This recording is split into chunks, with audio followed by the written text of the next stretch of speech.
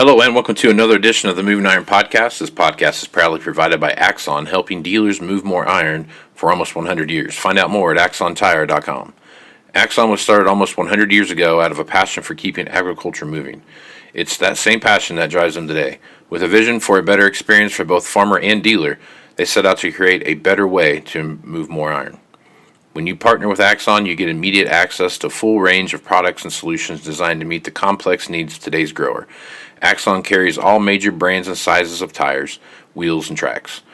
From custom colors and sizes to fully customized wheels, you can have the solution for virtually any problem today's farmer is trying to solve. To find more or become an Axon dealer, please visit axontire.com. Moving iron in the 21st century. Hard-working people working hard for you and me. Moving iron, time and time again. Through the years you'll find us here. Moving iron.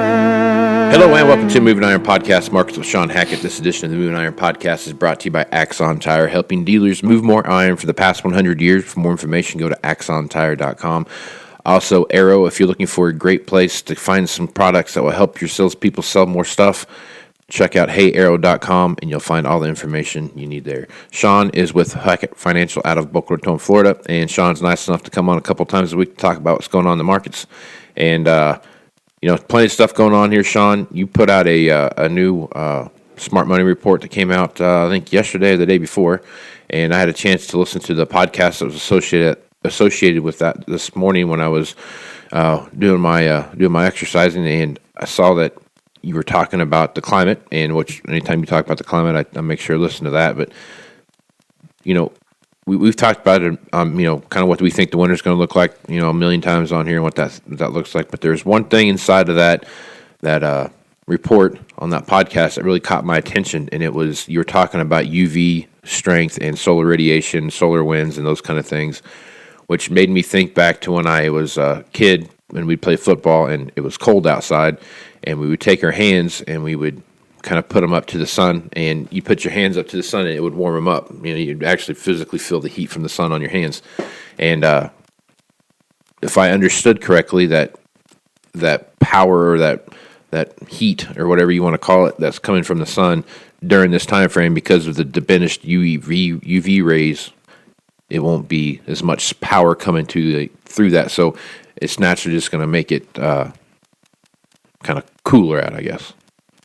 Well, yeah, the grand solar cycle is comprised of two components. One is lower sunspots in general, meaning less energy going out to the atmosphere coming into Earth. That's the first thing.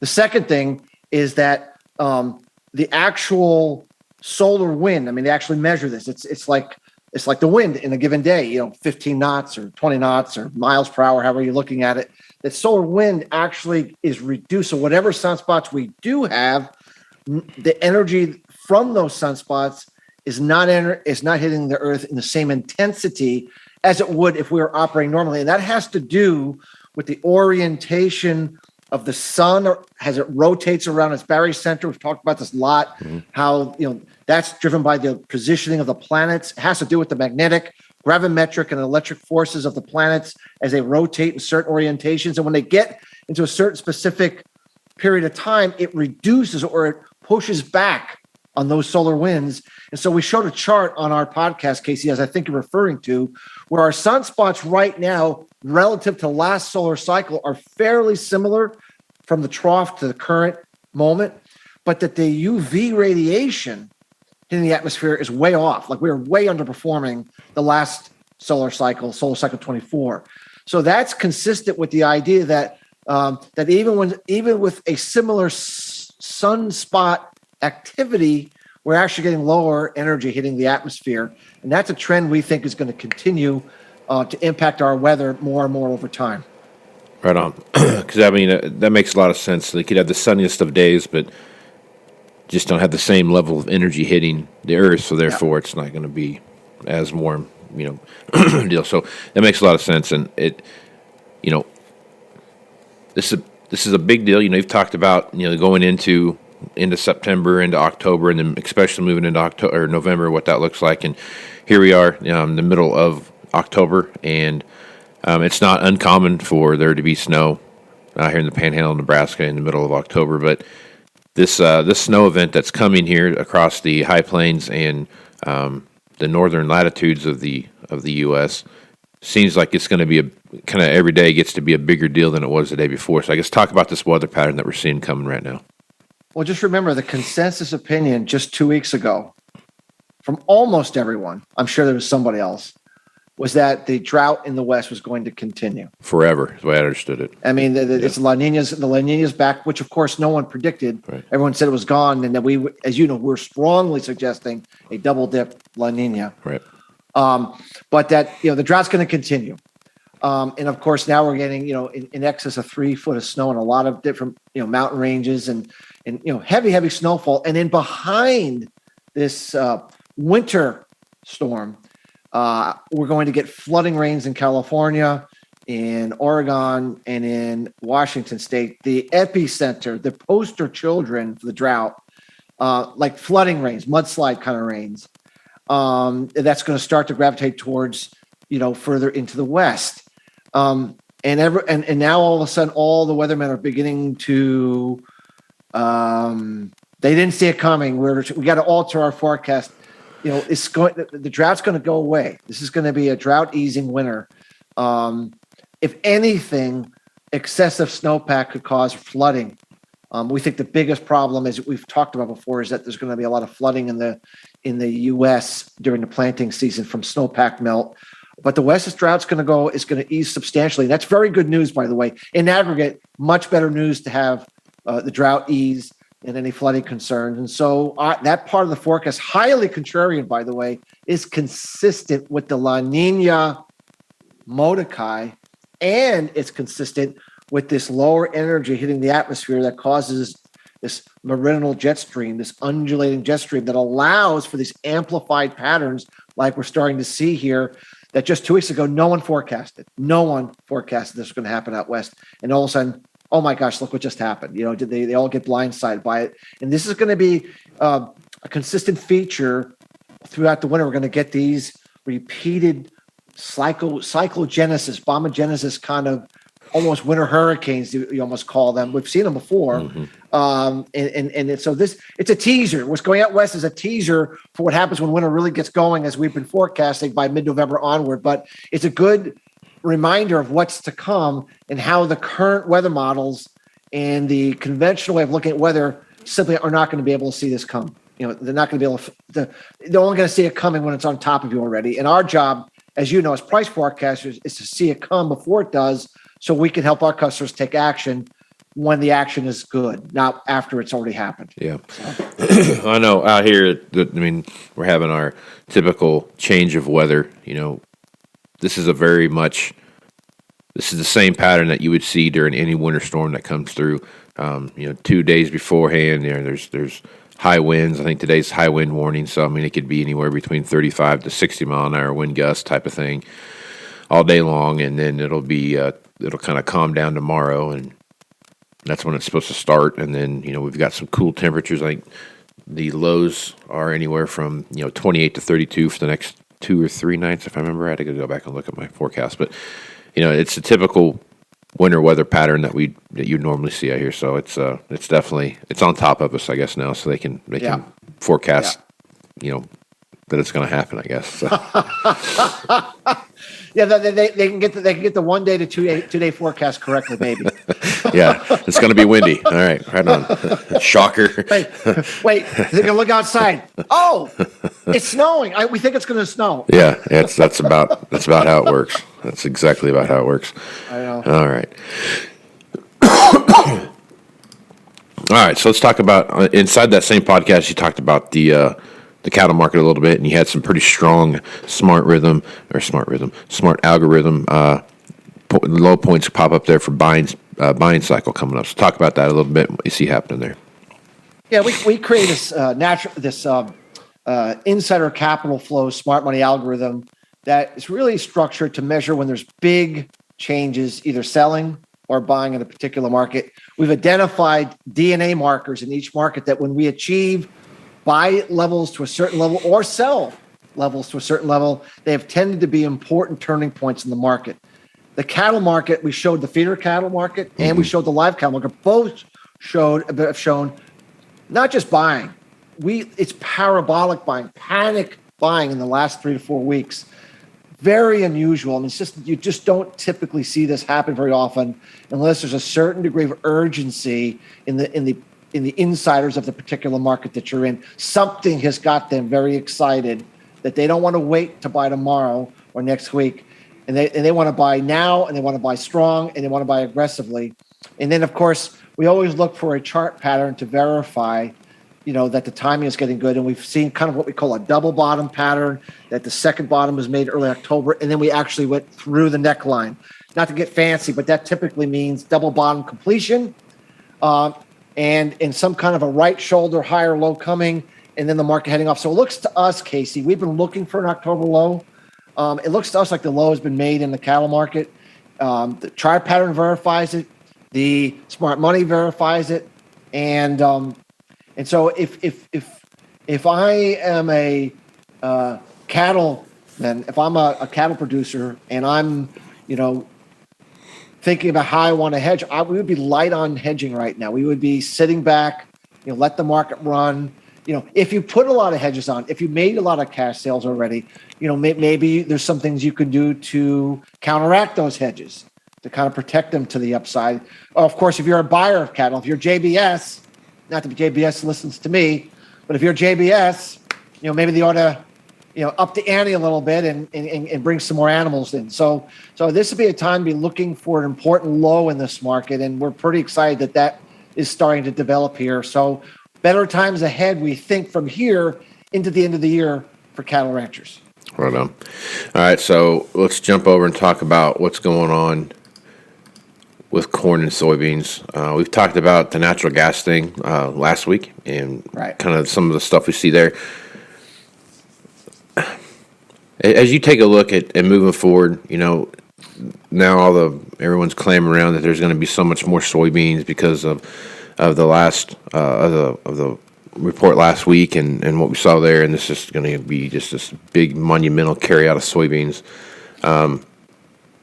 I guess as you look forward into 22 in that planning cycle and what that looks like, especially with the issues that we're going to see, assuming everything continues on the same path that we're going with planting, delays and replant and all the different stuff that comes into that and prevent plant and those kind of things. And then throw on top of that the price of fertilizer and those kind of things. Could you see some kind of record price in soybeans and or record acres planted in soybeans and less corn being planted and basically soybeans kind of filling that void that from the lack of corn that we see, and then kind of leveling itself out a little bit? I mean, I guess what are your thoughts there? Well, first of all, the USDA report comes out today. Right. I never try to predict how the market will react to anything other than people are pretty bearish heading in this report. Maybe you're going to bounce today, but short term, we do think beans need to go under 12 to factor in a larger crop. Now, South America, that's the next thing we look at, right? Right. Very, very good rainfall in Brazil. Totally different from last year. Part of our forecast that we talked about, Brazil drought going to end, Argentine drought going to continue to escalate. So it's kind of a double-edged sword. It's bearish for soybeans, right? Because they're going to grow another huge crop. At the same time, if we have an historic drought in Argentina, then they're going to have a much smaller crop. And the bean meal, bean oil constituents that they sell are going to be way down, which would be bullish for soybeans. So I think you got to think of soybeans as a yin and a yang. They're going to overshoot to the downside here, Casey, on bearish weather in Brazil and an increase in the carry out here in the U.S. But then they're going to start to say, wait a minute, Argentina's looking really bad. Maybe we overdid this. They're going to have a sizable bounce. Now, no one's going to believe my forecast for next spring, because it's so outlandish. No one's going to be trading my forecast because they don't. They only trade it after it's obvious it's going to happen. But the way that we see it happening, that even though it's going to be delayed planting, late planting, replanting, all the things that will promote more soybean acres and less corn acres. We still don't believe all the soybean acres that want to get planted are going to get planted. So we think if we think out loud to the planting intentions report in late March of next year, we could see the USDA project a record number of soybean acres that are wanting to get planted. Okay. Okay. And I would imagine that a late start to the planting season, everyone will assume even more acres are going to get planted. But then there's going to come a point that the planting season is going to be so disruptive with everything we just talked about, late ending winter, late freezes, lots and lots of flooding, that they're going to say, you know what, we're not going to get all the soybean acres in. And so we're going to have to dial that back. So I think soybeans is a late spring story. Corn, it's an early spring story. Winter wheat, it's a late winter story because the post-dormancy for winter wheat is going to be completely chaotic. So I kind of feel that the soybean market's going to be the last one to make a move on this crazy weather we're looking at. But when it finally does, it's going to be pretty powerful. But we think it's going to be a trader's market more than it is going to be a trending market. We think the winter wheat market can be a trending market. We think the corn market can be a trending market. Longer term, let's just get beyond this next growing cycle, though. Remember that renewable diesel is a big trend that doesn't look like it's going to go away for the next 2 or 3 years. Big investments have been put into it. Big plants going to be opening up for it. And that's going to be needing lots and lots and lots of bean oil. If you just run the numbers alone, just what California is going to require for renewable diesel from bean oil, we would have to more than triple our current biodiesel output from soybeans. Oh, wow. So there's the short term, that we're dealing with, and then beyond that, we're going to have to plant, 5, 10, you can even argue 15 million more soybeans over the next 5 years to handle this renewable diesel demand that's coming in. And so there's a big, powerful, bullish long-term story once we get through this, a lot of these short-term bearish headwinds. So don't lose sight of the longer term. There's going to be a big move. And of course, what does that mean? Less corn acres, less corn acres, less wheat acres, less corn acres. So when you put it all together, if you look at a 2-year outlook, 3-year outlook, it's bullish grain markets overall. It's a timing issue, though. Right now, I think soybeans is a trading market, and we as a hedger, we would treat it as such. Gotcha. It's a God dang, there's just a lot of moving parts right now. A lot of moving stuff going on. Well, Shawn, if folks want to reach out to you and get more information about Hackett Financial and what you can do for them, what's the best way to do that? Our website is Hackett, Hackett, advisors.com. We encourage everyone to listen to past interviews we've done with you that are on there, with Real Vision that are on there, Market to Market that are on there, our sample reports, white papers, to get a good idea of how we look at things might be of value to your listeners. Yeah, just there's just so much stuff to look at here. I mean, there's reports out now that, France is making another cut to its wheat crop estimate, and Russia's wheat exports are, up again for the 13th week. I mean, so there's just so many little things that just drive the market back and forth. Reach out to Shawn. Wheat's in big trouble. In big trouble. And wait until we get to the spring and this post-dormancy thing doesn't work out. Yeah. It's going to be really rough. Yeah. It's going to be really rough. So. Definitely reach out to Shawn, get his information, sign up for his newsletter, and get that information, because there's a lot of great information in there that you're not hearing anywhere else. So make sure you check that out. So, Shawn, thanks for being on the podcast, man. Thank you, Casey. Always a pleasure, and I look forward to doing this on Thursday. Right on. So. I'm Casey Seymour with Moving Iron Podcast. Make sure you check me out on Facebook, Twitter, and Instagram. That's where you're going to find the latest edition of the Moving Iron Podcast. Also go to Moving Iron LLC, where you get all the information about the Moving Iron Podcast as well as Moving Iron Summit. Look for that information to come out here in probably the next 30 days. We'll get that locked down. More than likely, I'll have Shawn come back and spread his joy through his great speeches that he puts out there, all the good news he likes to put out there on those things. But it's good information. And remember, Casey, that I don't know when it's going to be, but and of course you don't have to keep having me. There's other people out there that are really smart. But we are going to be shifting towards I know. El Nino. Right. So everything's going to really, really shift. And so an El Nino in this environment means a whole lot of different things. So, we'll be shifting gears quite a bit as we move into the following growing cycle beyond this one.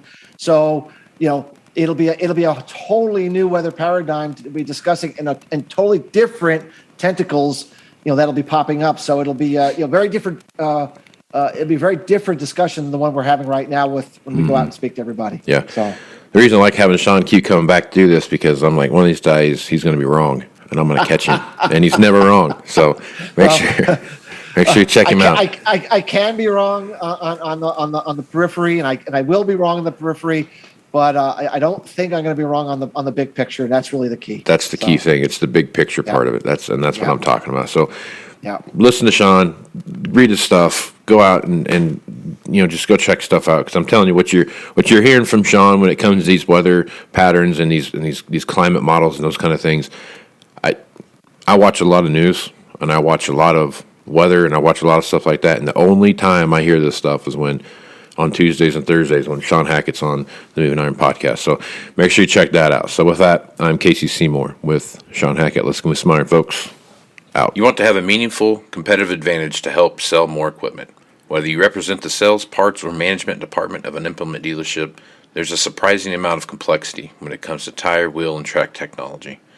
Let Axon worry about that so you can get back to supporting your customers. Axon has leveraged years of experience to create a streamlined process that gives you a proven path to help today's grower and sell more equipment. The roots of their organization go back almost 100 years to the invention of the rubber tractor tire. Supporting agriculture is the number one driver of Axon from product development through sales and service. To find more or become an Axon dealer, head over to axontire.com. Moving higher in the 21st century. Hard-working people working hard for you and me. Moving higher, time and time again. Through the years you'll find us here. Moving higher.